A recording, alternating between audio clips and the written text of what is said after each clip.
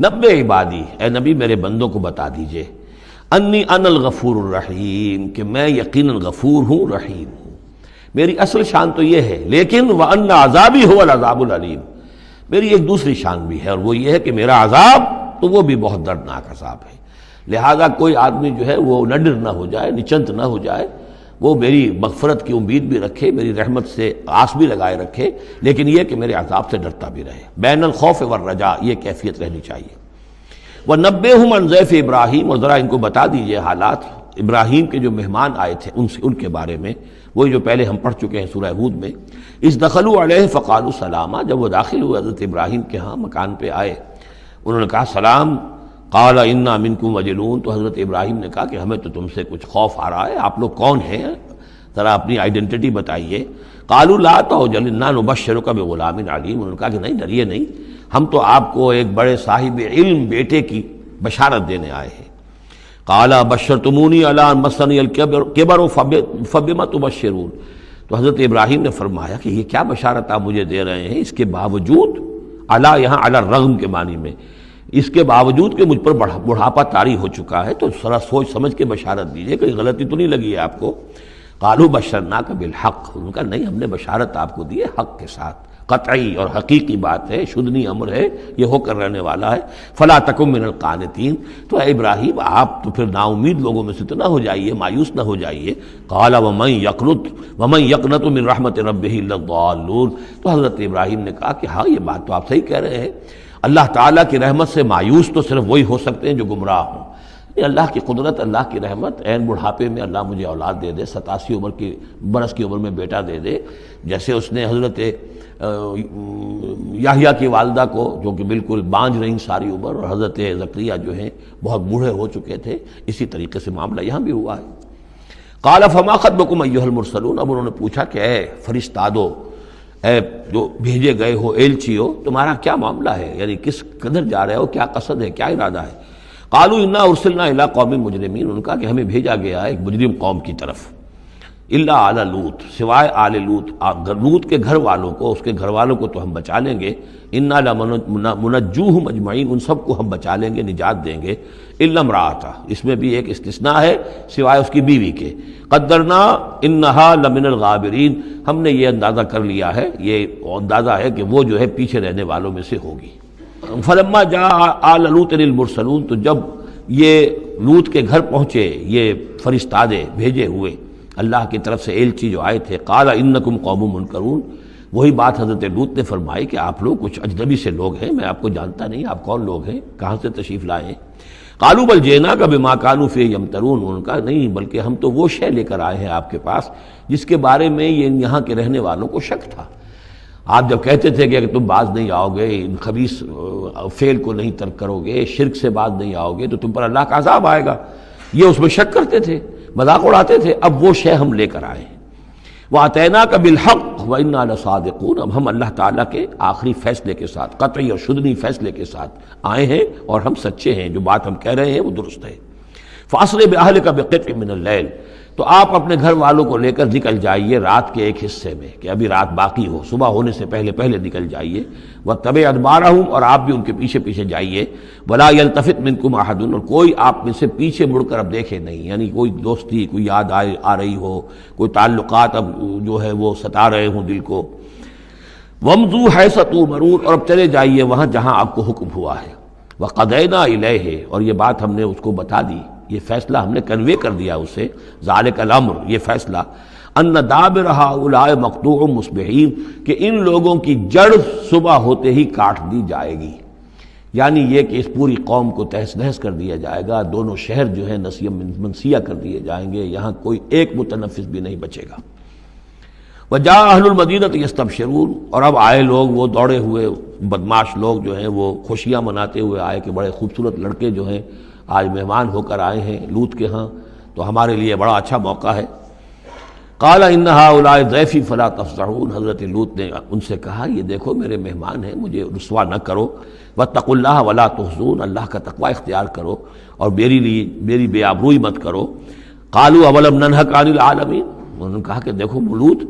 ہم نے تمہیں تمام جہانوں والوں سے روکا ہوا نہیں ہے کہ تم ٹھیکہ مت لو کسی کا، ہم جس کے ساتھ جو چاہیں کریں، تم کون ہوتے بیچ میں آنے والے؟ تم کو ٹھیکیدار بن گئے ہو پوری دنیا کے۔ اولم ننہک، کیا ہم نے منع کیا تمہیں؟ نہیں کیا تمہیں کہ تمام جہان والوں کی حمایت میں نہ کھڑے ہو جایا کرو۔ قال ہؤلاء بناتی ان کنتم فاعلین، ان کا ہی میری بیٹیاں حاضر ہیں، اگر تمہیں کچھ کرنا ہی ہے تو یہ کہ ظاہر اللہ تعالیٰ نے تمہارے لیے جو جوڑے بنائے ہیں تو وہ تو عورتیں ہیں،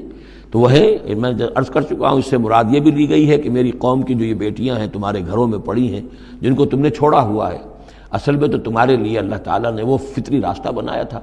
یا یہ کہ انہوں نے اتمام حجت کے لیے، جس کو کہتے ہیں پنجابی میں برے کو گھر پہنچانا، یا آخری بات بھی کہی ہو کہ میں ایسا ہی اگر کوئی معاملہ ہے تو کوئی دو بڑے سردار جو ہیں انہیں کہا ہو کہ میں اپنی بیٹیوں کا نکاح تم سے کیے دیتا ہوں، تمہیں اگر کوئی اس طرح کی کوئی حاجت ہے، لعمرک انہم لفی سکرتہم یعمہون، تو انہوں نے کہا، یہ اللہ تعالیٰ کی طرف سے ہے، قسم ہے تیری جان کی، وہ لوگ تو اپنے اس نشے کی حالت میں بدمست تھے اور بالکل اندھے ہو گئے تھے، عین میم ہے والا ہے، یہ دل کے اندھے ہو چکے تھے۔ فاخذتہم الصیحۃ مشرقین، تو پھر انہیں آ پکڑا ایک چنگھاڑ نے، اجالا ہونے کے وقت، مشرق، یہ مشرق نہیں ہے مشرق ہے، مشرق ہے اجالے کی جگہ، صبح جہاں سے نکلتی ہے وہ مشرق ہے، شرق کے معنی جو ہے اصل میں وہ روشنی ہے، تو اسی سے یہ مشرقین، صبح ہونے کا وقت، سورج نکلتے وقت جب اجالے کا وقت ہوا تو ان کو ایک چنگھاڑ نے آ پکڑا، فجعلنا عالیہا سافلہا، تو ہم نے اس کے اوپر والے حصے کو نچلا بنا دیا، یعنی تل پٹ کر دیا، وہ گری پوری بستی جو ہے وہ اٹھا کر پٹک دی گئی کہ چھتیں نیچے اور اس کی جو بنیادیں تھیں وہ اوپر۔ وَأَمْطَرْنَا عَلَيْهِمْ حِجَارَةً مِّن سِجِّيلٍ، اور پھر ہم نے ان پر بارش برسائی، سجیل، مٹی کے کنکروں کی بارش۔ إِنَّ فِي ذَلِكَ لَآيَاتٍ لِّلْمُتَوَسِّمِينَ، یقیناً اس میں نشانیاں ہیں ان لوگوں کے لیے جو حق کے متلاشی ہوتے ہیں۔ یہ جو اسم کا لفظ ہے، الف سین میم، اور الف جو ہے اس میں ادھر حقیقت جو اصل اس کا حروف اصلیہ میں سے نہیں ہے، سین میم ہے اصل، یہ ہوتے ہیں علامت، اسم کے معنی بھی علامت ہے، یہ میرا نام ہے، یہ آپ کا نام ہے، یہ علامت ہے کہ جس سے میرے نام سے آپ پہچانتے ہیں۔ تو جو لوگ علامتوں سے متوسم، باب تفاعل بن جائے گا، جو علامتوں سے حقیقت کو پہچاننا چاہیں، جو آیات آفاقیہ، آیات تاریخیہ، آیات انفسیہ، آیات قرآنیہ سے حقیقت کو جاننا چاہیں، ان فی ذلک لآیات للمتوسمین وَإِنَّهَا لَبِسَبِيلٍ مُقِيمٍ، اور وہ جو بستیاں تھیں وہ سیدھی راہ پر واقع ہوئی تھیں، یعنی یہ سیدھا راستہ تھا جو یمن سے جاتا تھا فلسطین تک، میڈیٹرینین کے ساحل تک، اور یہ سیدھا راستہ تھا کیروان روٹ، مشرق و مغرب کے درمیان یہی لنک تھا، سویز کینال تھی نہیں، اور ابھی یہ راستہ جو تھا round the cape of good hope, یہ تو کہیں جا کر 1498 میں واسکو ڈی گاما نے تلاش کیا ہے، تو یہ راستہ معلوم ہی نہیں تھا، سویز کینال تھی نہیں، تو ساری جو مشرق اور مغرب کی ٹریڈ ہوتی تھی وہ یہ تھی کہ ہندوستان اور چین اور یہ جاوا ملایا وغیرہ جو ہیں، یہ ہند چینی کے جتنے یہ سب سامان آتا تھا یمن کے ساحل پر، یورپ کے سارے ممالک کا سامان آ جاتا تھا شام کے ساحل پر، فلسطین کے ساحل پر، اب ان دو کے درمیان یہ قافلے چلتے تھے، یہ کیروانز تھے کہ جو ان جہاں سے لے کر سامان ادھر، ادھر کا سامان ادھر، تو یہ راستہ ہے امام مقیم، سبیل مقیم اس کو کہا گیا، سیدھا راستہ، سیدھی شاہراہ، اسی پر یہ اصحاب ہجر کے بھی مسکن تھے، اسی پر پھر یہ اصحاب مدین کے بھی تھے، اور یہ بستیاں بھی اسی راستے پر واقع ہوئی تھیں۔ ان فی ذلک لآیۃ للمؤمنین، یقیناً اس میں نشانی ہے اہل ایمان کے لیے، وان کان اصحاب الایکۃ لظالمین، اسی طریقے سے جو بن والے تھے، مدین والے، وہ بھی بہت ظالم تھے، یہ ایکا کا لفظ بھی ان کے لیے آیا ہے، یہ مدین والے۔ فانتقمنا منہ، یہاں پہ صرف تذکرہ ہو رہا ہے، یہاں تذکرہ آپ نے دیکھا کہ صرف حضرت لوط علیہ السلام کا ہوا ہے اس انباء الرسل کے انداز میں، باقی حضرت ابراہیم کا تذکرہ ہو گیا ہے، وہ وہی ہے قصص النبیین کے انداز میں، باقی یہاں پر جو تذکرے ہو رہے ہیں یہ بھی صرف ذکر ہے، یہ انباء الرسل کا ذکر ہے، کہ جیسے حضرت شعیب، لیکن شعیب کا نام نہیں یہاں آیا، بلکہ یہ کہ صرف یہ کہ مدین والے، فانتقمنا منہم، ان سے بھی ہم نے انتقام لیا، وَإِنَّهُمَا لَبِإِمَامٍ مُّبِينٍ، اور یقیناً وہ بھی، یہ دونوں جو بستیاں ہیں کھلے راستے پر واقع ہوئی ہیں، وہی راستہ جو میں نے ابھی آپ کو بتایا ہے۔ وَلَقَدْ كَذَّبَ أَصْحَابُ الْحِجْرِ الْمُرْسَلِينَ، اصحاب الحجر یہ قوم سمود کا دوسرا نام ہے، وہ علاقہ جو ہے جہاں یہ قوم سمود آباد تھی اس کو علاقے کو حجر بھی کہتے ہیں، جیسے کہ وہ علاقہ جہاں قوم عاد آباد تھی اسے احقاف کہتے ہیں، اس علاقے کا نام احقاف تھا، قوم کا نام عاد تھا، جو رسول بھیجے گئے وہ ہود تھے، اس علاقے کا نام حجر ہے، قوم کا نام سمود ہے، جو رسول بھیجے گئے وہ حضرت صالح تھے علیہ الصلوۃ والسلام۔ وَلَقَدْ كَذَّبَ أَصْحَابُ الْحِجْرِ الْمُرْسَلِينَ، اسی طرح ہجر والوں لوگوں نے بھی، اس علاقے کے لوگوں نے بھی جھٹلایا بھیجے ہوں کو، رسولوں کو۔ ان میں سے بہت سے نبی ہوں گے، پھر بعد میں اللہ نے آخری جو ہے حضرت صالح علیہ السلام کو بھیجا رسول کی حیثیت سے۔ وَآتَيْنَاهُمْ آیَاتِنَا، انہیں ہم نے اپنی آیات دیں۔ ان کو تو خاص طور پر جو ہے وہ اتنی حصی نشانی دکھائی گئی، ایک وہ جو اونٹنی کا معاملہ، حضرت صالح کی اونٹنی کا معجزہ۔ فَكَانُوا عَنْهَا مُعْرِضِينَ، لیکن وہ ان سے منہ ہی پھیرتے رہے، اعراض ہی کرتے رہے۔ وَكَانُوا يَنْحِتُونَ مِنَ الْجِبَالِ بُيُوتًا آمِنِينَ، اور وہ پہاڑوں کو تراش کر اپنے لیے بڑے امن والے گھر بناتے تھے۔ یہ گھر آج بھی موجود ہیں، میں خود بھی ایک مرتبہ گیا ہوں اور دیکھ کر آیا ہوں اس پورے علاقے کو۔ فَأَخَذَتْهُمُ الصَّيْحَةُ مُصْبِحِينَ، تو انہیں بھی آ پکڑا ایک چنگھاڑ نے صبح کے وقت۔ فَمَا أَغْنَىٰ عَنْهُمْ مَا كَانُوا يَكْسِبُونَ، تو کچھ نہ کام آ سکا ان کے وہ ساری کمائی جو انہوں نے کی تھی، جو کچھ انہوں نے مال اسباب جمع کیا تھا، عذاب الہی سے بچانے میں کچھ بھی مفید ثابت نہ ہوا۔ تو اس سورہ مبارکہ میں گویا کہ حضرت شعیب کا نام لیے بغیر ان کا ذکر آ گیا، حضرت صالح کا نام لیے بغیر ان کا ذکر آ گیا، حضرت لوط کا ذکر جو ہے وہ نام کے ساتھ آیا۔ تو تین تو ہیں وہ انباء الرسل میں سے، اور ایک حضرت ابراہیم علیہ السلام کا ذکر، وہ اسی انداز میں جس انداز میں کہ سورہ ہود میں اس سے پہلے آ چکا ہے۔ اب جو آخری 15 آیات ہیں اس سورہ مبارکہ کی، وہ بڑی اہم ہیں دعوت دین کے اعتبار سے، اور جس حالت میں کہ اس وقت محمد الرسول اللہ صلی اللہ علیہ وسلم تھے۔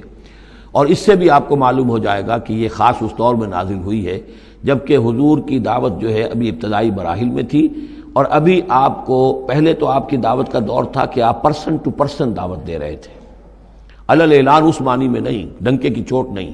بلکہ جن سے تعلق تھا، جن سے دوستی تھی، جن سے پرانی واقفیت تھی،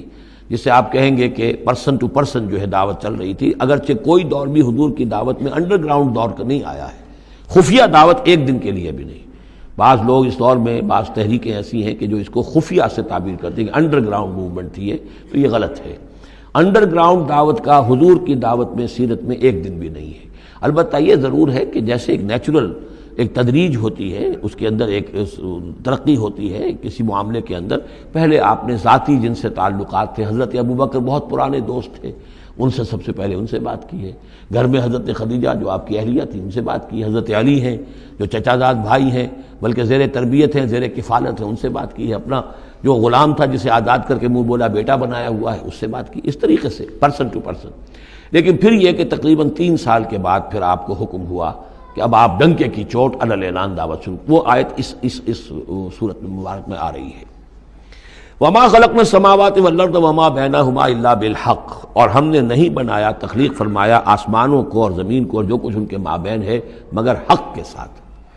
پرپز فل کریشن ہے یہ پرپز لیس نہیں ہے، ایٹ رینڈم نہیں ہے، یہ کوئی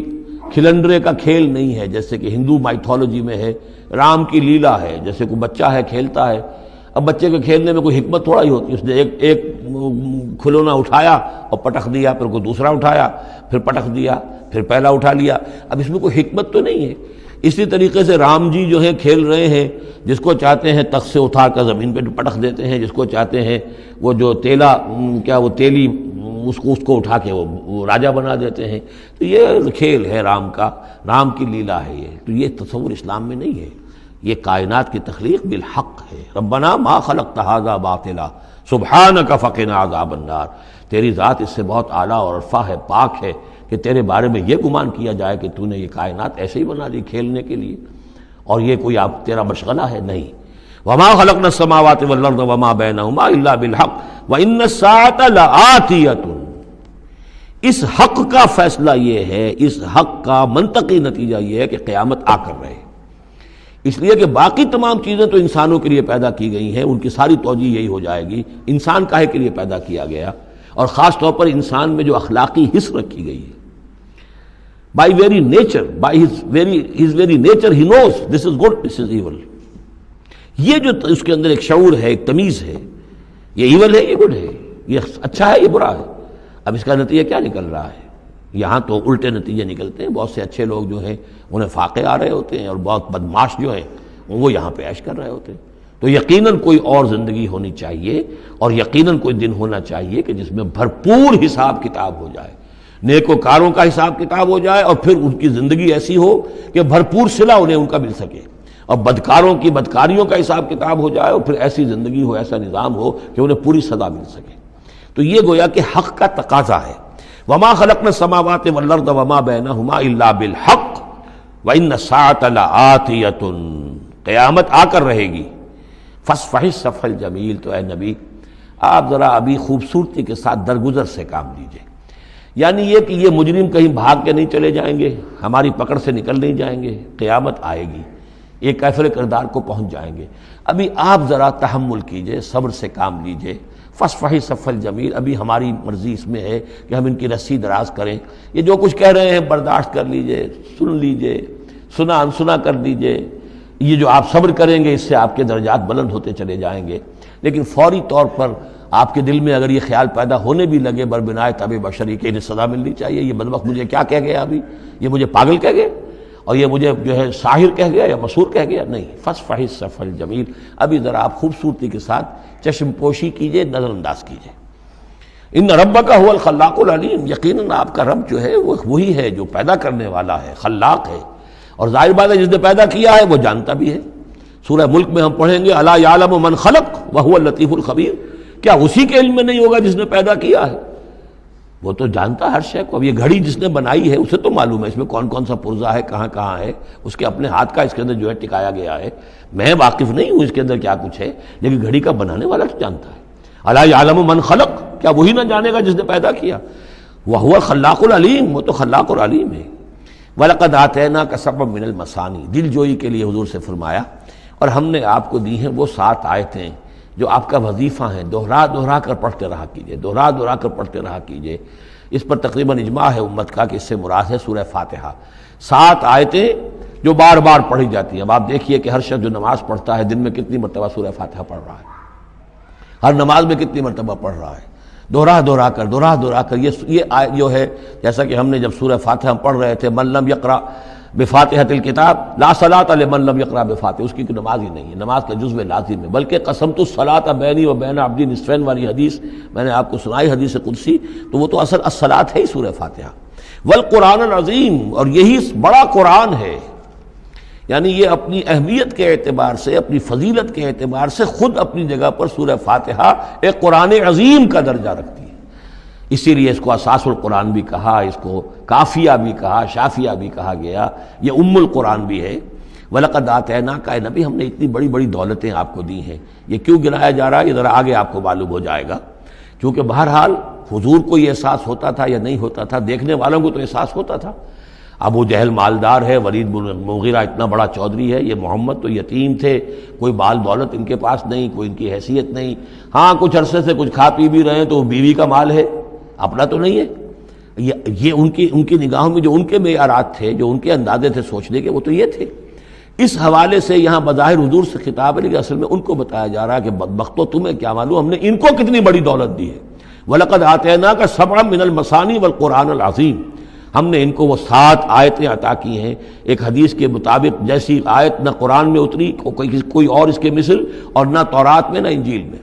یہ سورہ فاتحہ ہے۔ وَلَقَدْ آتَيْنَاكَ سَبْعًا مِنَ الْمَثَانِي وَالْقُرْآنِ الْعَظِيمِ وَلَا تَمُدَّنَّ عَيْنَيْكَ إِلَىٰ مَا مَتَّعْنَا بِهِ أَزْوَاجًا مِّنْهُمْ، تو اے نبی آپ کی نگاہیں نہ اٹھیں اس ساز و سامان کی طرف جو ہم نے ان کو عطا کیا ہے۔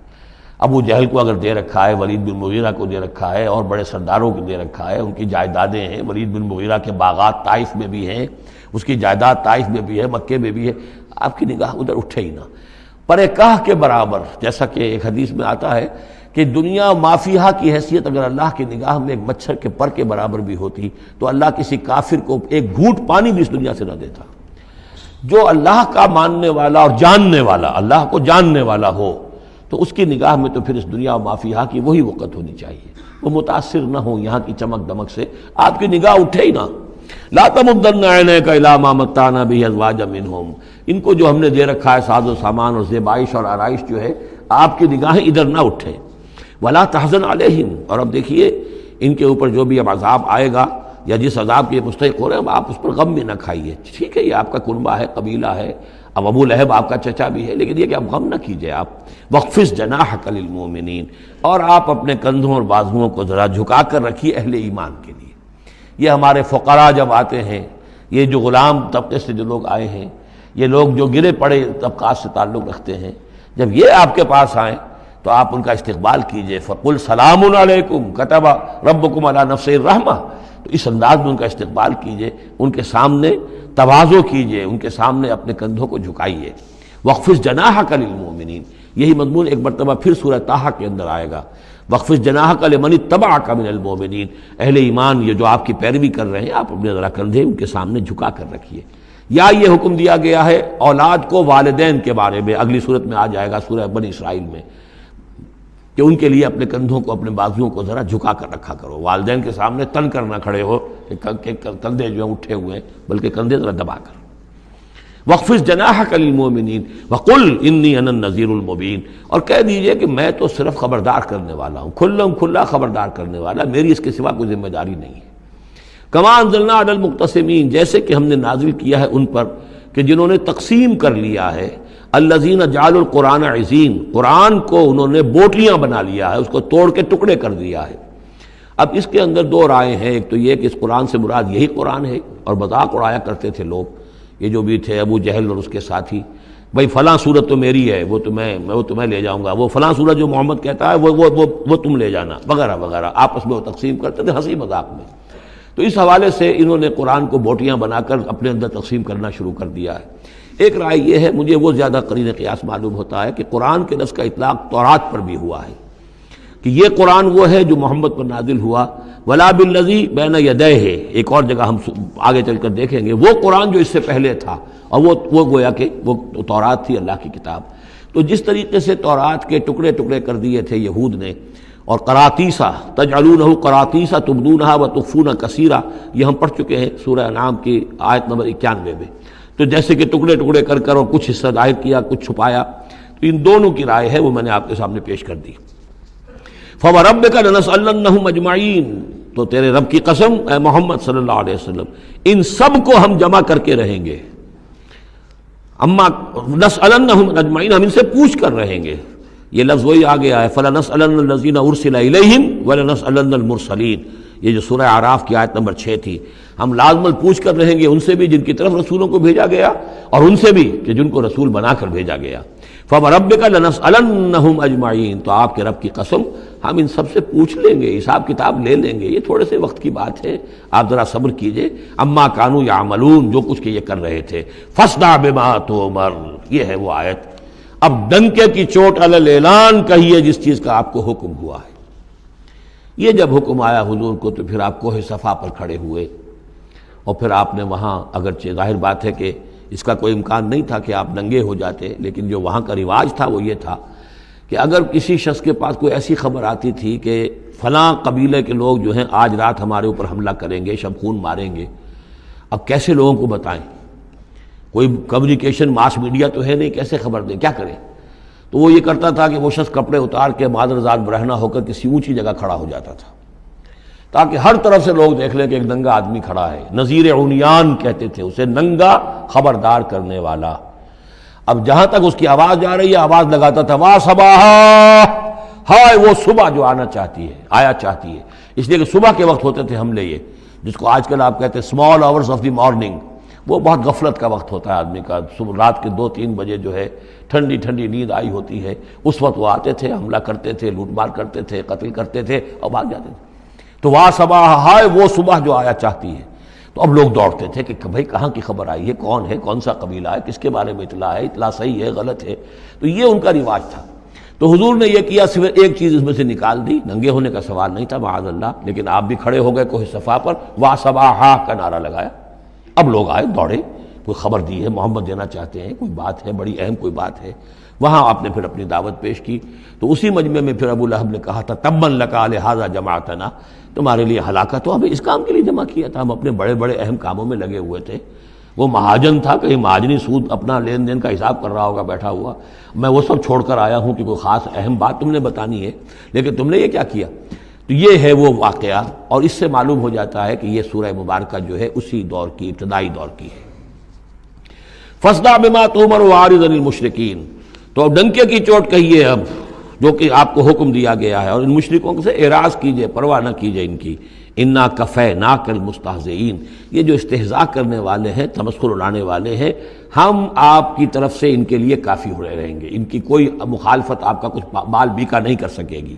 الذین یجعلون مع اللہ الہا آخر، جو اللہ کے ساتھ ساتھ اور بھی الہ گھڑے بیٹھے ہوئے ہیں،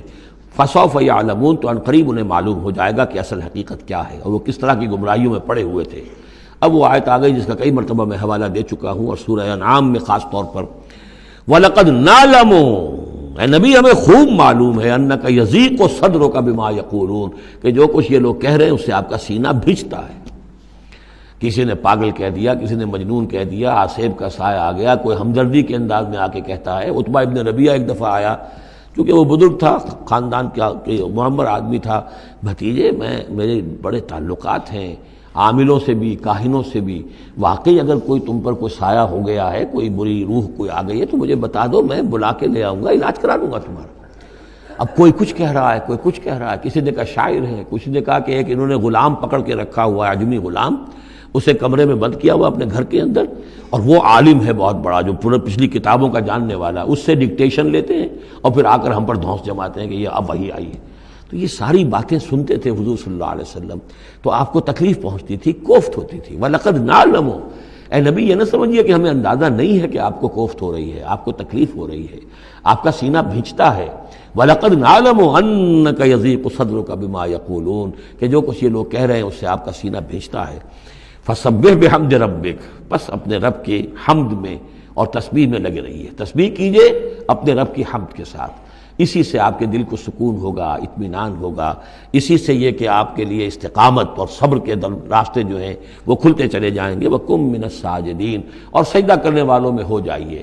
آپ سجدہ کیجئے، تسبیح کیجئے، حمد کیجئے، اپنے رب کے ساتھ تعلق مع اللہ ہے کہ جو ان تمام سختیوں کو آپ کے لیے آسان کر دے گا۔ جتنا اللہ سے اپنے اس قلبی اور ذہنی رشتے کو مضبوط سے مضبوط تر بنائیں گے، اتنی ہی یہ تمام چیزیں جو ہیں آپ پر ہلکی ہوتی چلی جائیں گی۔ وَاعْبُدْ رَبَّكَ حَتَّىٰ يَأْتِيَكَ الْيَقِينُ، اور اپنے رب کی بندگی میں، پرستش میں لگے رہیے یہاں تک کہ وہ یقینی بات آ جائے۔ اور وہ یقینی بات کیا ہے؟ جو یقینی شے ہے، شدنی ہے، موت، یعنی یہ کہ تا دم آخر دم فارغ مباش، اندری رہ میں تراش و میں خراش، آخری وقت تک اس بندگی میں اپنے لگے رہیے، جو بھی آخری موت جب تک آ جائے، یا موت سے مراد یہ بھی ہو سکتا ہے یقین سے، یقینی بات اللہ کی مدد آ جائے، اللہ کی طرف سے غلبہ حاصل ہو جائے اور اللہ تعالیٰ کی نصرت آ جائے، اللہ کا فیصلہ آ جائے، لیکن عام طور پر گمان یہی ہے کہ اس سے مراد موت ہے۔ وَاعْبُدْ رَبَّكَ حَتَّىٰ يَأْتِيَكَ الْيَقِينُ، اور اپنے رب کی بندگی اور پرستش میں لگے رہیے یہاں تک کہ وہ یقینی شے وقوع پذیر ہو جائے۔